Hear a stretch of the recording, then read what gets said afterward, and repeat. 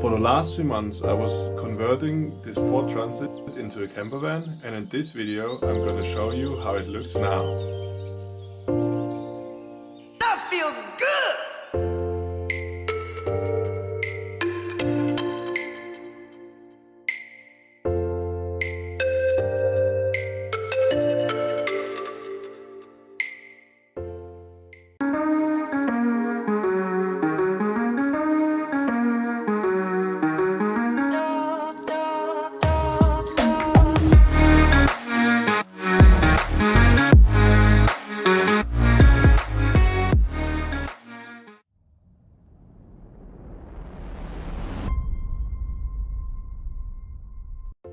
Let's start with the basics. This Ford Transit is a model from 2019. It has the longest wheelbase, and I think you have about 4 meters in the back, and the height of it inside is about 2 meters. It has about 35,000 kilometers on it. The only issue with it is it's rear-wheel drive, but I already driven it in snow and it handles it quite well.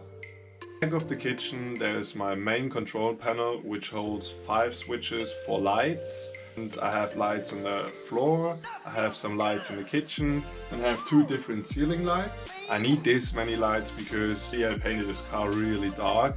Down here I have 2 more switches. One switch is for the water pump and the other one is for my inverter. Underneath you can see my control panel for the diesel heater. I installed a planar 2D. It will heat up the car in the winter to make it really cozy in here. In this camper van you can find enough storage. For this I installed some overhead cabinets. The lights come up automatically as soon as you open the cabinet doors. Those doors are also held by some gas springs. In the kitchen I installed this Max Air fan, which is an electrical fan, and it's mounted right above the stove, so it can suck out all the fumes which I produce while cooking. The good thing about this fan is it can be used while it's raining outside because the hood above it is slightly bent. The speed of the fan can be adjusted in 10 different levels, and it can also switch between blowing the air in or sucking it out. On the other hand side I installed a Dometic S7 window, which is kind of really stealth looking from the outside, so you won't think it's a camper van inside. And it has tinted windows, and it's really nice and opens up like nearly 90 degrees to have enough fresh air coming in. I installed this stove here from Klarstein. I think it's a German brand, and it is a propane stove, and it has 2 stovetops, a small one in the front and a bigger one in the back, and I'm quite happy about it. It like makes cooking so much easier in here. For the backsplash I used the same tiles as I used for the floor, and they kind of flow into this natural moss, which is called Iceland moss or reindeer moss. Down here I installed a little fridge. It's a cheap fridge of Amazon. It is not really meant to be in this kitchen. I attached these little strips to the side to connect it with cabinet doors. In the back of the van I used the whole space to install a king-size bed. It's about 180 wide and 2 meters long. Although it's quite high, it's really easy to get into it. You just use the seat to step on it and then you can lay in bed. Back here I installed another roof window. This is really nice. If you open it up and start the Max Air fan in the front, you can have a nice airflow going in there. Also back here I installed some overhead cabinets which can hold some clothes or whatever. They also have those automatic lights which come up as soon as you open the cabinet doors. At the end of the bed I installed on some USB ports where you can plug into some reading lights or charge your phones. For even more storage I installed this drawer down here, and I thought it could maybe function as a laundry basket or whatever. Down here on the floor you can also see where the hot air from the diesel heater comes into the van. As a little highlight in this kitchen I added another drawer which only functions as a charging station. configuration. It has two 230 volts charging ports plus another 4 USB charging ports in there. To be able to use some electrical kitchen devices, I installed this outlet into the carpet. Over here you can see my dining corner or area, which seats two comfortably, and underneath those two seats there's another space for storage. And in the front seat there's enough space to install a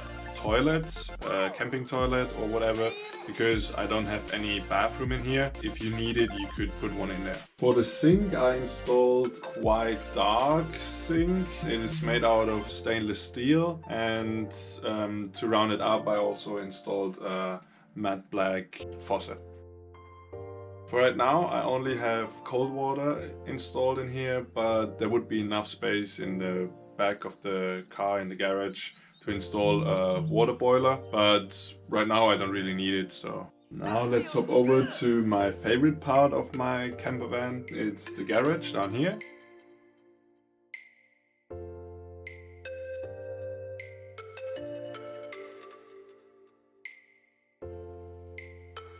I installed an 80-liter freshwater tank which holds all my fresh water, and you can quite easily fill it up with a normal Gardena connectors or with a normal water hose. In cold situations I installed another valve to drain it out that the ice won't break my pipes. The water tank is isolated except of the front, because this is where I check the water level. A little highlight in here is my outdoor shower. It's quickly connected via an air pressure valve. The shower head contains a start-stop button to start the water flow, and you can also switch between different modes in there. For mounting it to the wall, I can use this bike stand and easily take a shower on it. Another nice feature which I just built for winter is my ski boot dryer. It works quite simply. I use the hot air which comes from the diesel heater, and then you put your ski boots upside down on it. And here in the middle of the van I installed a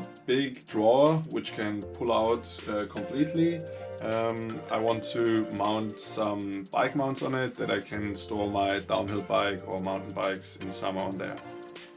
To be able to do some mechanical works on my downhill bike while traveling, I installed this bike mount here. And I also installed another fold-up table, and you can put your tools on there while working on the bike. Here you can see my ski box where I can put my skis in there. The ski box and the bike drawer are painted with the same liquid plastic, which is usually used for industrial floors to make them waterproof. Another thing is that the ski box is mounted on an angle, so all the water or the snow which melts in there flows to the front. There I installed a mason jar which can be easily unscrewed and emptied out to the ground. On the other side, there's all the electrical components. As you can see, I only have one battery in here. It's a 100 amp hour lithium battery, but there's enough space to extend it with two more batteries that I have 300 in total. Same thing goes for the roof. I only have a 170 watt solar panel on there, but I also can extend it to 430 watts in total. Therefore, you can see I can charge the battery with the solar panels on the roof, or another way would be I also installed another charger which charges the battery from the alternator while the car is running. Or a third option would be you just charge the battery with normal electricity which you get from a house or on a campground to recharge the batteries. I also installed this 1.5 kilowatt inverter in here to be able to use a hairdryer or I don't know. And if you're wondering, there's also a nice feature. If I want to extend it or change anything, I can quickly just fold down the whole bank and then have access to all the cables at the back. At the back of the van I installed a rear view camera, and therefore I needed a display to show the video. That's why I installed this bigger radio in the middle of the cockpit in here. It's Android based, so you can basically download any apps you want to have on there, and yeah, it's quite handy. So that's it for the van tour. I hope you enjoyed it. And if you have any questions, you can ask me in the comments or DM me in my Instagram account, which is linked down in the video description. If you want to see more videos or how I built this van, you can follow my channel. There are already some build episodes on my channel, but currently only in German. But I want to change this in the near future to add some subtitles that all of you can understand it. Stay tuned and thanks for watching.